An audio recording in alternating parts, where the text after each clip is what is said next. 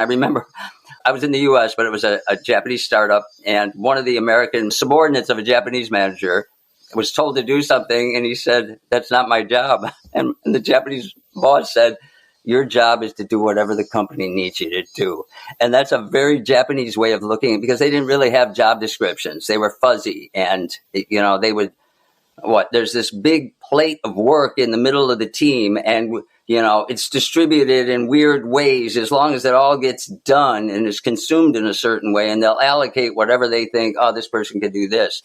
So they were very fuzzy job descriptions, and it was very difficult for many Americans to adapt to that.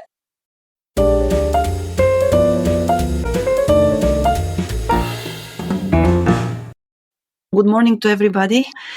We're having an open room today, so we invite you to join us at any point of the conversation. Just raise your hand and share your experiences, because there is a lot to learn. As Tim said, sometimes we are accused of being overly positive when we talk about Japan and Japanese business and what is happening here. And once again, yes, there are a lot of negatives as well, but at the end of the day, you choose what to look at and what to learn from, and the way you actually see the world helps you shape your own way forward. And I just want to jump in and say, and sometimes I learned even more from the negatives than the positives on what not to do. Yes, but that's once again putting a positive twist, to that negative experience, because you choose to learn from it and not to dwell on it and complain about it all the time. So, I'm sorry if we sound overly positive to you, but please bear with us and come up and share your experiences. I'd like to start out with some negatives, and our buddy Alvin recently posted something on the Medium blog, and it was like some of the terrible experiences he had, working for a Japanese company, and he focused on how when gaman is taken to extremes, it can affect your mental health, and I completely agree with it. And his article really resonated with me, and again, it was mostly negative, but it was very honest and it was balanced. And so the first thing I want, when reading that, here's a guy who's, came to Japan to work in a Japanese company here. All right. That's different than my experience, because I'm working with and or for Japanese companies in the US. And that's a very important distinction to make contextually, because if you're in Japan, you're on their turf. And so you're more compelled to have to play by their rules, right? If you're in my country, then you are now compelled to at least try to understand and play by our rules. And when I say rules, I mean legal, cultural, the whole thing, right? And so, and the other, so I could tell Japanese counterparts, guys, if you continue to do this, you're inviting a lawsuit, or if you continue to do this, it's going to backfire, because strategically in our culture, that approach is not going to work. Most of them were inclined to listen, because I'm the native there, not American, but that's where I grew up.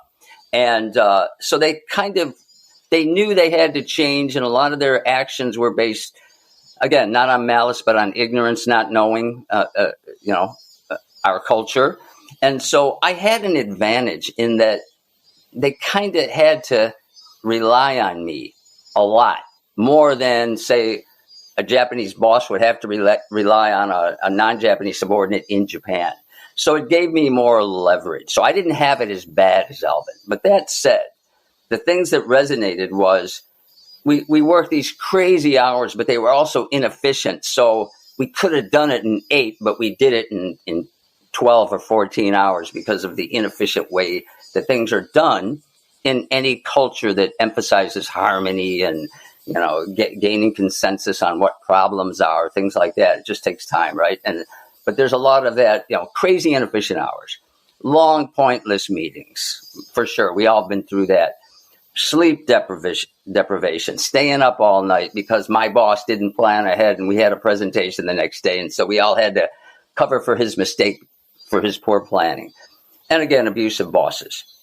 So in my case, those were all realities, because I was in 2 Japanese startups in America. Okay. So the way I coped with that was I viewed the situation as temporary, as an opportunity to absorb as much knowledge as possible and then move on. And in each case, in each company, I worked 2 years. And that was the perfect time frame for me to make it meaningful. So anything beyond that would have been intolerable. And the way I look at it is I manipulated them. They or not manipulated, but I leveraged the situation to my advantage, and they did the same. So we evened out. We used each other, right? But anything beyond 2 years, I think it would have maybe affected my mental health or certainly my family life. So 2 years was good, and because I had that in my mind, it wasn't so bad. And I really, I absorbed a lot of positives through the hardships is what I'm going to say. And I can come back to the positives, but I wanted to kind of set up my situation. And by the way, go read Alvin's article on Medium. Alvin 10. Yeah, really a well-written article. So I highly recommend it. So that's my setup. But, I'd like to leave some space for someone else to chime in right now.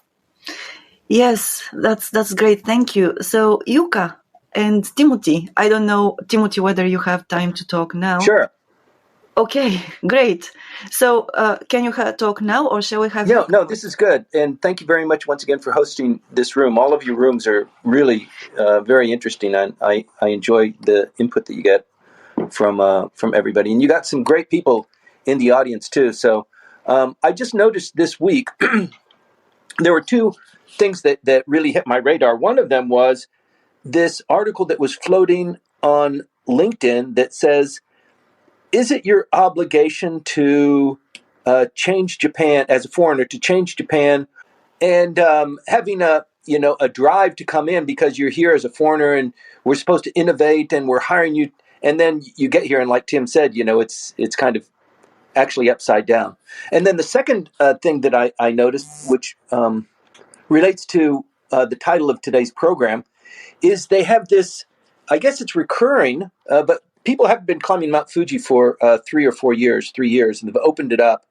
And now there are a lot of people that are crowding the pathways up, and people who are violating the rules are, of course, the foreigners, and they love to focus on that and show people how stupid it is to wear sandals and not to be prepared and not to understand that the weather changes, and then they huddle for space in the bathroom. And it's just, I guess it's a public interest piece so that we can slap each other on the back and say we know how to, follow the rules and aren't these people idiots.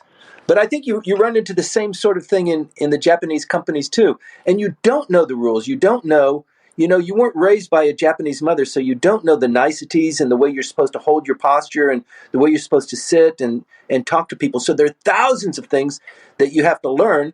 And sometimes your boss understands and accommodates that. And sometimes they think, what the hell is wrong with you? I don't have anybody on my team. I've never dealt with somebody that's as stupid, as clueless as you. And so it begins to turn the tide of what could otherwise be a remarkable relationship. But yeah, I've had my run-ins with really horrible Japanese bosses.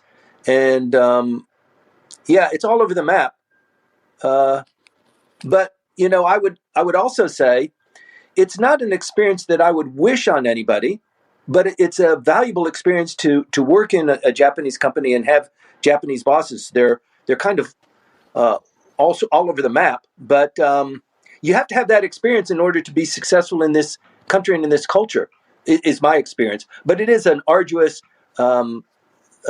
suffering kind of spiritually destroying experience that you kind of have to go through. It's kind of boot camp for you. And just finally mentioning boot camp, they do send these Japanese budding managers to boot camp, and I've seen television programs where they focus on really militarizing these managers to be effective managers in a Japanese company, and it is really an eye opener. But what a great topic, and I don't want to dominate, but I'm sure Yuka and her cat have something to add too. Am I a cat? Somebody told me, what kind of dog are you? So I'm kind of, like I'm a co-ed, so to speak. Anyway, yes, I'm running away from whatever I have to face these days.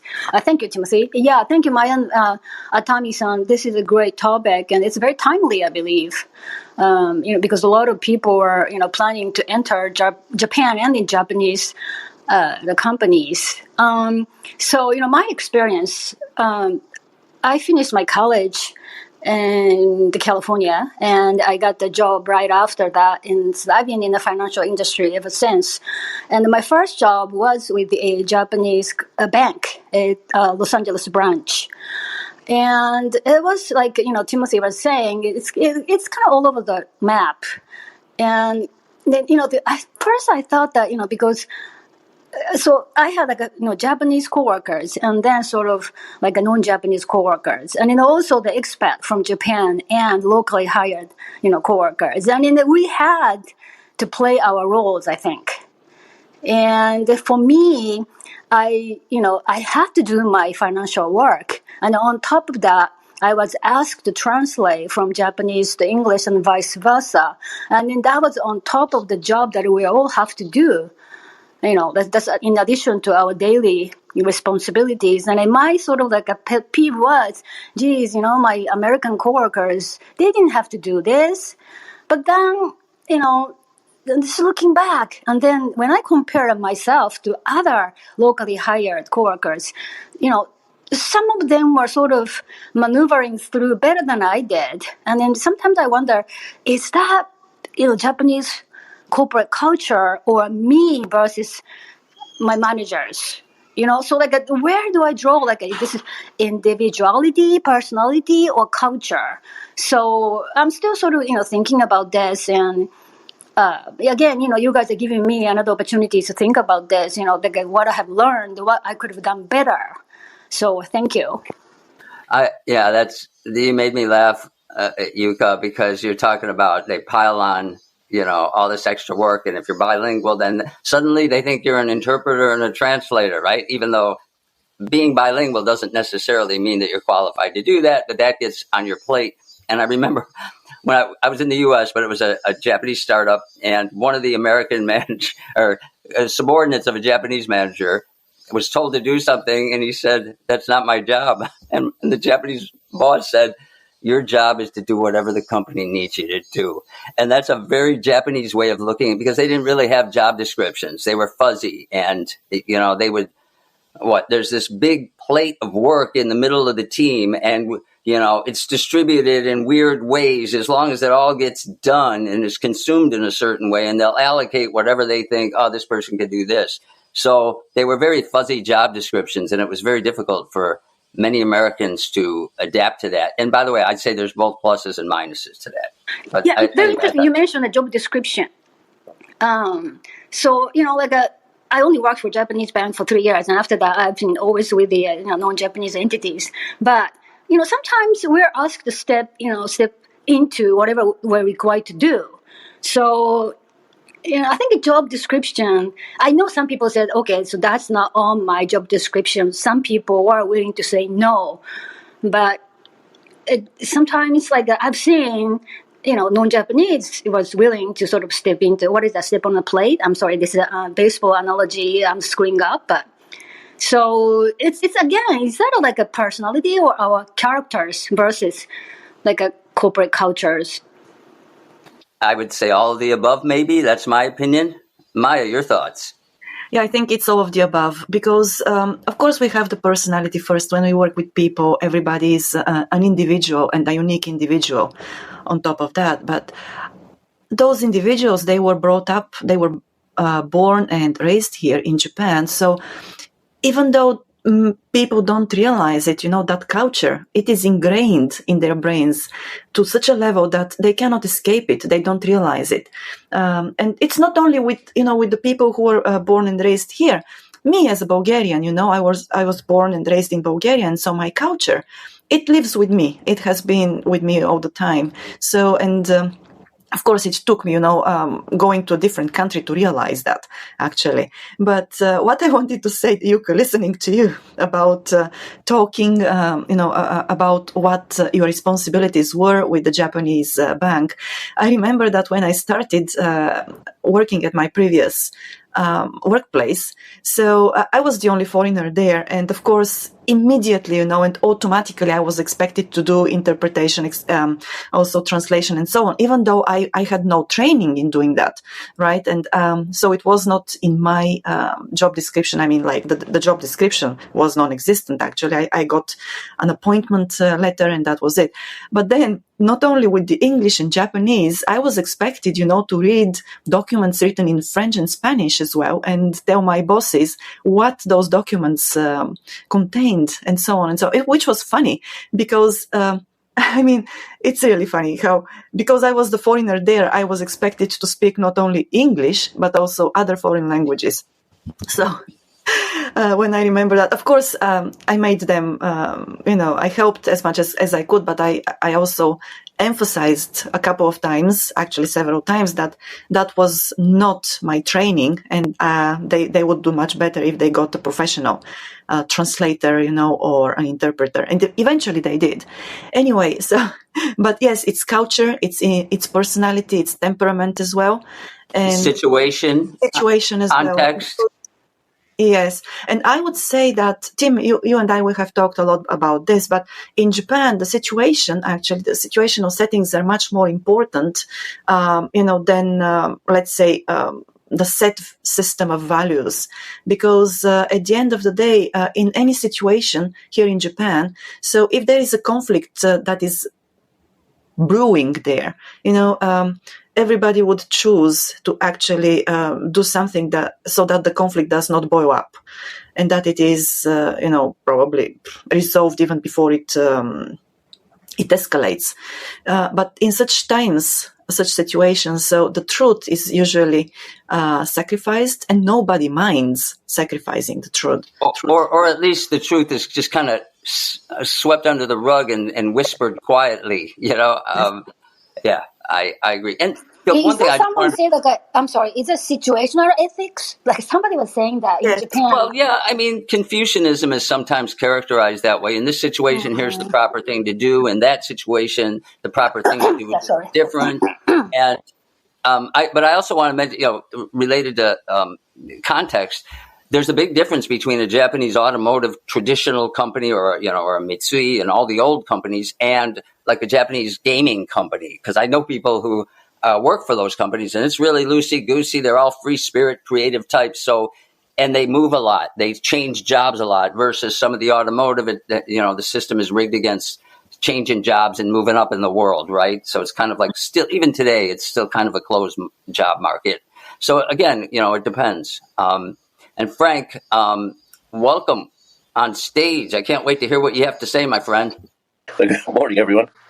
Just as a general statement, I find, or my view is that Japanese companies and the culture and the way people are managed works in the early years, say the first 3 to 5 years of an employee's training.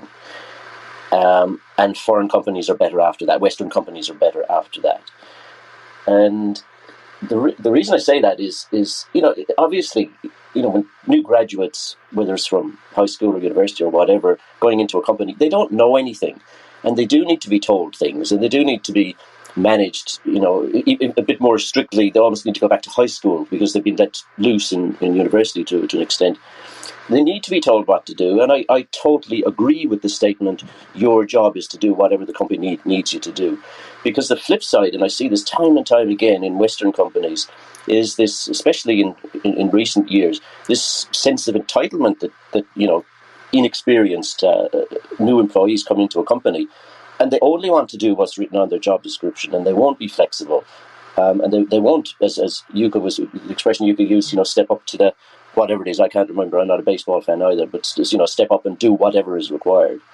So I think in the long term, Japanese companies and the Japanese business culture, Japanese management practices are not fit for purpose in the long term, but they do a very good job with employees, a better job with employees than Western companies do for that first 3 to 5 years when people just need to learn a lot.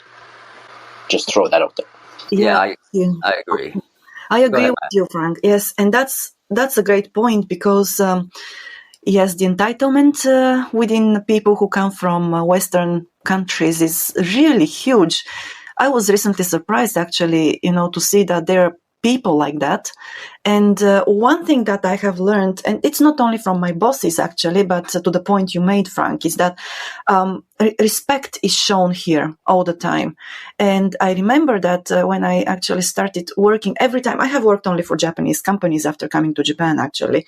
But the thing is that at every company when I started there, even though it was a mid-career employment, everybody approached me with a lot of respect. And of course, I approached everybody with a lot of respect as well. But what I want to say that even though quite often I was the youngest there and I was the only woman or I was the only foreigner, I never ever actually experienced any show of disrespect to me as an individual or as an employee of that team.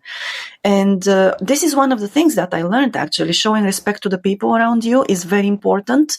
Never trashing them around or bad-mouthing or so on, because the people who do that, actually, in any team here in Japan, and inevitably there are people like that, but those people, eventually they get singled out, and people become very careful around them and so on. But showing, respect to your work as well, delivering on the tasks you have, and the responsibility is very important. So you cannot actually, disagree with your boss. Even if you disagree with your boss there, you have to be very respectful as well. Or if your manager disagrees with you, they tell you that in a very polite and very good way, actually, so that there is no conflict there are no bad feelings. But once again, the optimist is me is probably seeing every glass as half full. So I would like to hear, everybody or somebody else in the room, your experiences, what they are. Because the other day on LinkedIn, I actually came across a post, and people were very, they were saying that foreigners in Japanese organizations are wowed out, that basically there is no way to make progress there, to advance in your career, and so on and so on. And I just wonder what some people in the room, what experiences they have. I agree with the respect angle, Maya. And I think if you just show respect and the Japanese on the other end feel that you are sincerely being respectful, that alone can erase any other cultural faux pas you may do.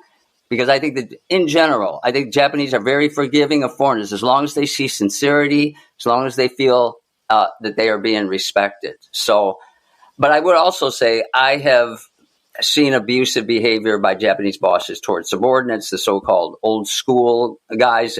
You were probably part of it's your personality, but I guess you were fortunate in many ways. I have seen it. But with that said, putting that negative aside, I would like to throw out one positive thing that I learned from Japanese bosses, since that's the theme. I have a whole list, but I just want to throw out one. And I'm going to do it. It's a very short story. So I was right out of college. I joined an American consulting company in Tokyo who was really taking advantage of the bubble, the boom. Japanese companies now going overseas, setting up factories in foreign countries. And a lot of it had to do with the yen rate, the fluctuating yen. And, so they're sending me out. And one of the clients was a metal stamper in Fuji City. And the first day I show up and I'm doing a morning lecture, it's 10 Japanese managers who are being groomed to go to the U.S. to start up a new factory. And so I'm teaching them technical English and culture. So I do about 3.5 hours in the morning. The lunch bell rings and everybody just sits there. And I waited a few seconds because I thought they were going to go to lunch. And then I said, isn't it time to go to lunch? And the senior manager stood up and he goes, oh, no, Tim-san, we can't go to lunch yet because the operators do all the hard work in the factory. And so to show respect toward the operators, we let them eat first and then we go in later and, eat whatever's left over. And this shocked me because, I'm out of college. I had studied anthropology. I had looked at things like the hierarchy, and I always just assumed if you're up in the hierarchy, you can do whatever you want, and the people below, you got to do what they're told. And then I realized that this idea of reciprocal obligations between a boss and a subordinate, if applied properly, actually has benefits and works well, and it was coming from a place of respect. Now, the caveat is sometimes Japanese managers get disrespected from above, and I think they have the most thankless jobs. But in the factory, in a well-run Japanese factory, those line workers are respected. And one reason, here's another thing I learned. One reason they're so respected is every single manager that goes through that company spends the first several weeks, months working in the factory. So they could walk in the moccasins of the associates, understand how hard the job is, get a better understanding about the bread and butter where profits are made and lost. And because of that experience, they are extremely empathetic toward the operators, and they see their job as not going out and blaming operators for making a mistake, but going out and asking the operators to help them better understand what went wrong so they, the managers, can fulfill their responsibility of providing the necessary and sufficient conditions so they can succeed. And what they're doing is they're following Deming's playbook and some other cultural things mixed in from Japan. So to me, that humility toward the factory, that show of respect and appreciation, the willingness to roll up your sleeves and get your hands dirty, again, the built-in empathy, to me, those are overlooked, but I believe certainly in the manufacturing sector in Japan, it's an overlooked positive and an overlooked strength that I think Japanese management has. Tim, thank you very much for that. Oh, Yuka, go ahead if you... I'm sorry. Yeah. Thank you for sharing the beautiful story. That story had made me proud to be a Japanese. But I can be like sometimes half glass empty. So can I go back to Maya's the comment earlier about, you said you read some article like foreigners in Japanese companies, they have like a ceiling that so their progression in the entity is sort of limited because they're foreigner. Yes, that was more or less the article. My takeaway from that article. Okay, so that's so I got that, but at the same time, I was just hoping things are changing because maybe just yesterday even I read this article from Nikkei Asia. I didn't read the whole article well, but the takeaway is 40% of Japanese companies are willing to hire the 70 years old and older folks. So I'm like, okay, in Japan, sometimes it's legal to post, job opening with the upper age limit. But in this country, they're willing, if you are, qualified and capable, companies are willing to hire those older folks with experience and knowledge. So is that sort of like can that courtesy extended to the foreigners? As long as you are qualified and capable, maybe they should be able to sort of progress in the corporate ladders, right? Yes. Yuka, that's a great question. And I think that for some companies and some managers, it's a very big yes. So it should be like that. They can do that. But I have also noticed that some managers here, they just don't know how to manage foreigners. Okay. And it is... Probably that's also part of the mindset here that if you don't know how to do something, it immediately is equaled to risk in your head, right? And when it means risk, it means uncertainty. It probably means, that failure is coming up your way. And I think that basically that lack of training because those managers, they do know that there are differences in culture, and expectations and so on. And many of them fear actually managing foreigners because of this, right? And other people, they have absolutely no biases and they're happy to go for that. But I still that the number of, managers who are uncertain how to work and how to manage foreign employees is still bigger than that of the other people, the other managers. And I think that this is also going to change because, once again, I have said it before, Japan has no other way but to let more foreign employees in. And it is not going to happen overnight. It's going to happen gradually for many reasons, of course. But, the number of the managers who will feel more comfortable managing foreigners will increase inevitably. even though not as quickly as we like it to happen. So why don't we open a consulting company which offer the consultation how to manage non-Japanese folks in your company? I'm sure somebody. Maya already did that. Oh, Maya okay. just did that. All right. Yes. So they need to take more of Maya's, classes then. Classes as well, yes, indeed. So we can we can help those guys actually feel more comfortable. But I also want to go to one of the points that Tim talked about. Tim, you said that your experience is in manufacturing mostly. And that is another thing that we need to keep in mind, that management in manufacturing and management in the service sector are very different. Completely agree.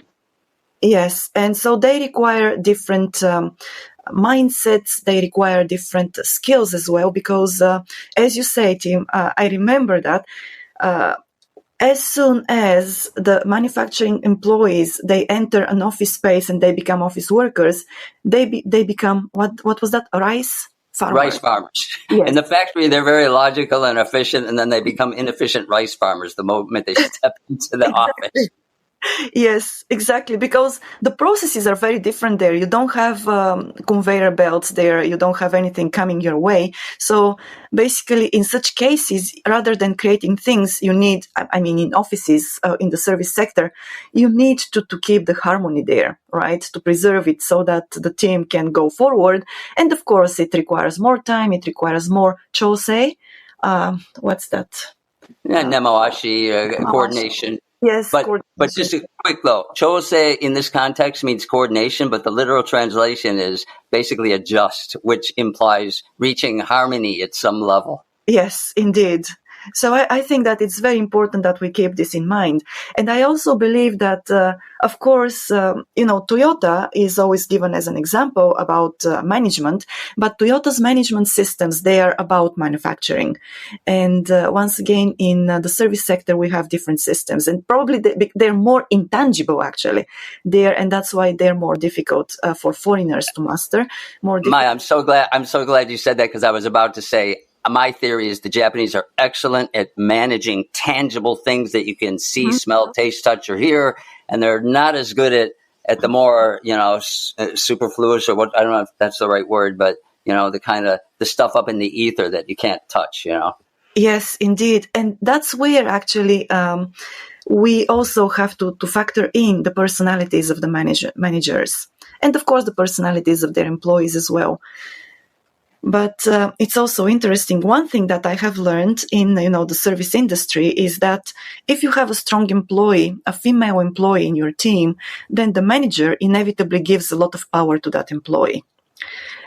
It's a funny thing to say, but I have also talked with with Japanese colleagues here, and I have asked the question, why does it happen? And the answer I have gotten from my female Japanese colleague, not male Japanese colleagues, I apologize for that. I don't want to sound sexist, but anyway, so they said, well, when that there is a strong female employee and she takes care of everybody in the office, so basically what happens is that, she provides, let's say, a level of ease and comfort for the manager. And so that manager actually gives her more power so that he can actually, he delegates, let's say, the responsibilities of doing the chosei among the members of the team, the adjustment of different people's opinions and so on, so that he can concentrate on dealing with his managers. So it's really a strange dynamic there.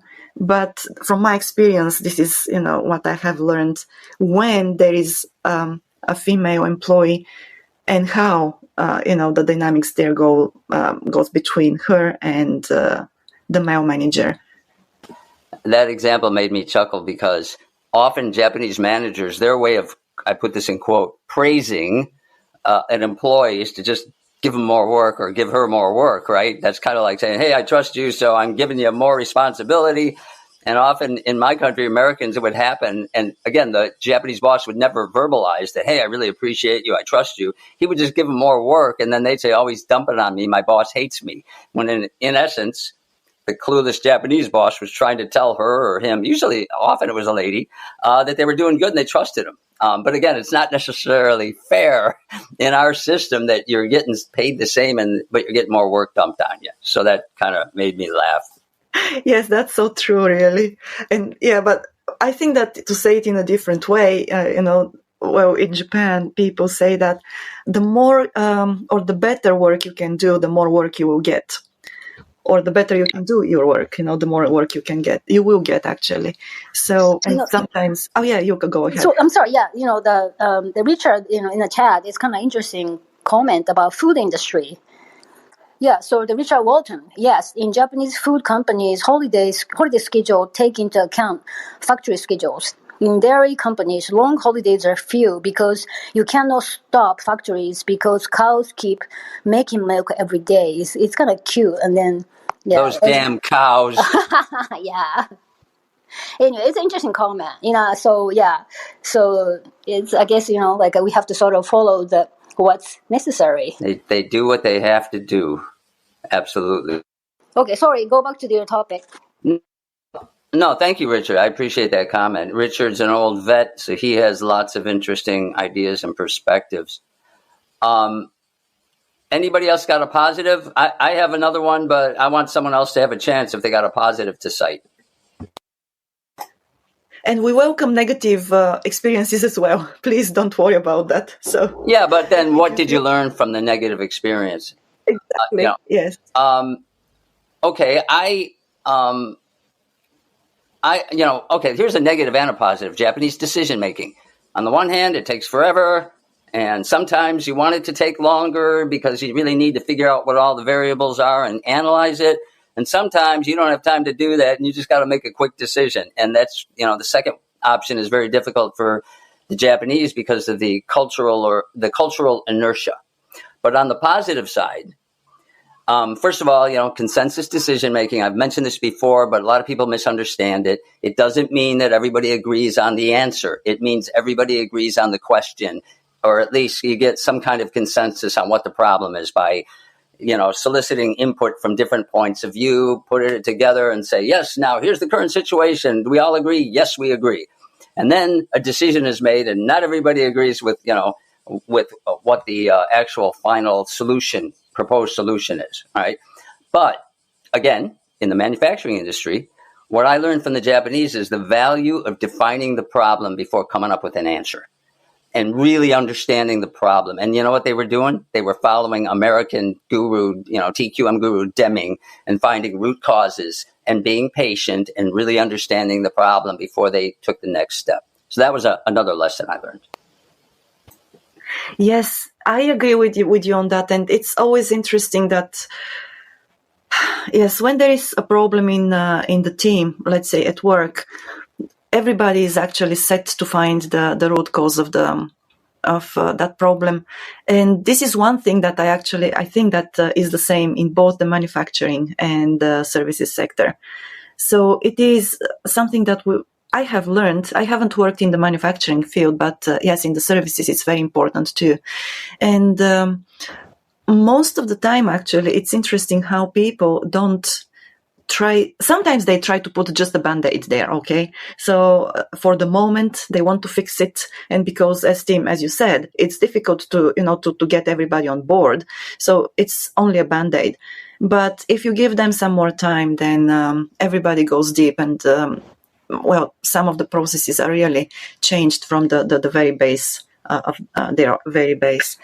So, okay, let me ask you guys this, and I don't know the truth to this because I've heard I might have talked about this, but in Japan, decision making take forever because everybody wanted to hash out every possible problems before signing a contract or execute some agreement because in Japanese society is not as litigious as let's say U.S.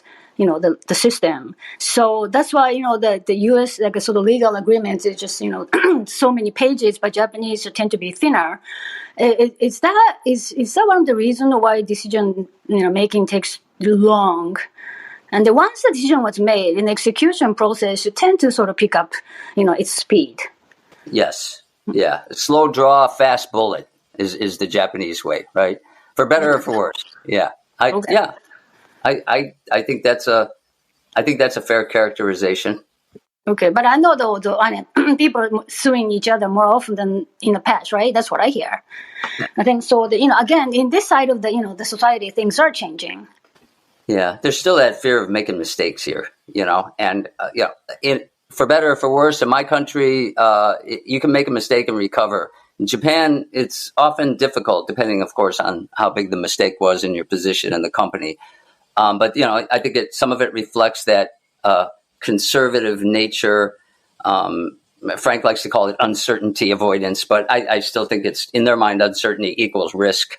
Whatever word you feel is appropriate, I think that definitely applies. So, even when I had a new Japanese company and I got a quotation from them and I won the quote, this was a big Japanese company.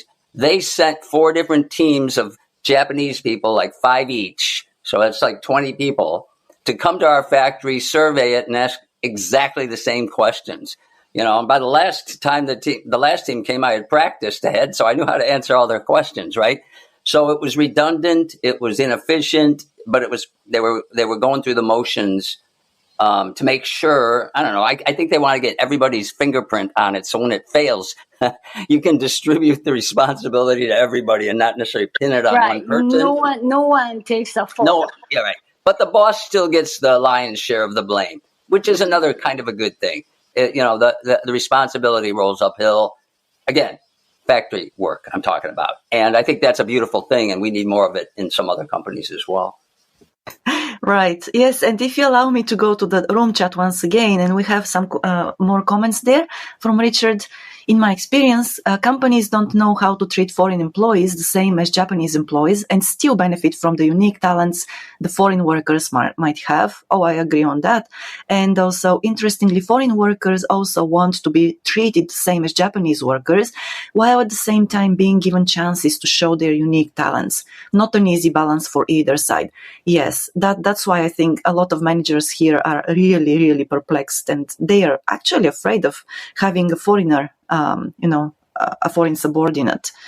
And yeah, a quick comment, and then I'll let you go. So I agree that a lot of them, on one hand, want to be treated like a Japanese, but then I would ask, are they willing to live in the pressure cooker that their Japanese counterparts live in? I was going to say, be careful what you wish for. Yeah. Go ahead. Sorry to interrupt, Mike. No, that's okay. I agree with you. Be careful what you wish for, because once you start trying to fit, then you lose your identity. That's one of the dangers. But at the same time, if you, yes, if you want to treat the same way, then the pressure on you will be really it will change. It will escalate, actually. So yeah, I don't think that's a good idea, actually. Most of my compatriots are not willing to give up what their freedom and their uniqueness and their individuality just to be accepted by the group inside the pressure cooker. It's not what the payoff is not worth what they would give up. I can't speak for all of my compatriots. Certainly it applies to me and most of the people I know. And it kind of goes back to a point we've made in the past. There are also advantages to being a foreigner in a Japanese company because they cut you more slack than they cut their fellow Japanese. And I'm not saying you should take advantage of it, but strategically, if it has a good outcome, it's possible. Even the Japanese ask you to play the gaijin card sometimes, the power card, right? So, right. Yeah.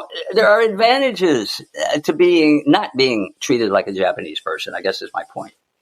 No, I play the Japanese card in the United States all the time, especially police officers. Oh, officer, I'm so sorry. I'm not used to the traffic rules in this country. I've done that too. You have to, I know. I may be taking, advantage of the system. But anyway.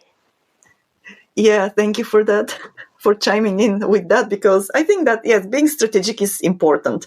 And then there is one more comment from somebody whose name I cannot read. I apologize for my lack of knowledge when it comes to reading these kanji characters. So the comment is, slow decision-making is happening too often because no one wants to take responsibility. Yes, I think that's there too. That's part of it. Usually, that's certainly part of it. Yes, responsibility is diluted most of the time. Many people don't want to stand out. They don't want to take responsibility. Yes, it happens quite often indeed. And then from Richard once again, Tim, about decision making, I think it comes down to lifetime employment. Japanese workers are scared of making mistakes because any mistake could stick with them for decades. Yes. Yeah, failure is not tolerated very well. I agree. Completely true. Indeed. So, and probably this is going to change too, because we are seeing more people changing jobs nowadays here. So, I mean, it was so surprising when I looked at the recruiting sector here. There are so many recruiting companies. There are many, many more than there were 20 years ago, actually. They're just appearing like mushrooms nowadays. And everybody is on the jar with honey, because people are changing jobs more often than they used to. So maybe this is going to change, but it is still a very valid point here in Japan as well. Okay, great. And it looks like, I don't know if, Frank, would you like to add anything in addition to what you shared with us earlier? Or No, I'm good. Thanks a lot for a great session. Thanks a lot. Thank you. Oh yeah. Since I got one more that I wanted to mention, because recently I've been on LinkedIn. I saw a series of posts about, implementing change and how people hate change. And, there was a lot of valid content on that.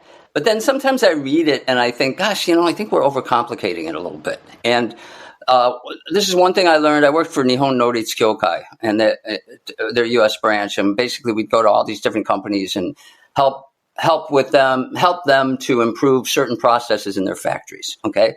They would give us a team of, two line workers who were respected by their peers, usually an industrial engineer, a fabricator or two. So we'd have a team of 5 to 7. And I learned so much watching how my Japanese mentors approached it. So basically, my boss said, if we come into this company, he's a Japanese guy. He was pretty astute. He said, if we come into this company and analyze everything, which we already did, and tell everybody our conclusions and what we came up with, and they need to do it, they're going to resist us because it's our ideas, not theirs. So even though we could do that and shortcut everything, we'll never get the thing implemented. So to reduce the resistance to change, what we're going to do is we're going to educate them to analyze their own processes. And then we're going to brainstorm with them and harvest their best ideas to improve it. And we will guide them. But in the end, it's going to be their ideas. And it was amazing how this reduced, it didn't eliminate it, but it reduced resistance to change because you let them understand what the problem is. You let them come up with their solutions. You show them respect and say, look, you guys are out in the factory all the time. You know this process better than we do. So we are trusting you. And people rise to the challenge. And so I've come up with kind of my own little theory. It's not that the only thing people hate worse than change is senseless change being imposed on them from above. So what you have to do is make sense of the change that's being proposed and put it into their hands. And to me, that's basic human psychology that I really respect a lot. And I applied that when I ran my own American factory, and it worked. So that was my last point. Thank you, Tim. And yes, I think that it's important that you engage people and give them or delegate that power to them to make decisions and to be responsible for the decisions they make. So, yes, I have seen it actually quite often here in Japan as well, because there was a point that, people don't like to take responsibility. But when a team is tasked with, is given a task, so everybody rises up to the challenge and they take on that responsibility to make or to help the team deal with the task and complete it. So everybody becomes engaged. And that's also, as you said, it's human psychology. But then, it's almost 9 o'clock now, and I would like to stop here. We'll continue the conversation in the future as well. So in the meantime, of course, if you have anything you would like to talk about in future rooms, please reach out to Tim or to me or to Yuka so that we can actually schedule those themes as rooms here in Clubhouse and go on. That's all for today. Thanks a lot for sticking with us. We'll be here once again on Sunday morning at 8 o'clock, 8:20 actually, with Japanese politics. And then at 8 o'clock next Wednesday, again here. So stay with us, and we wish you a great day.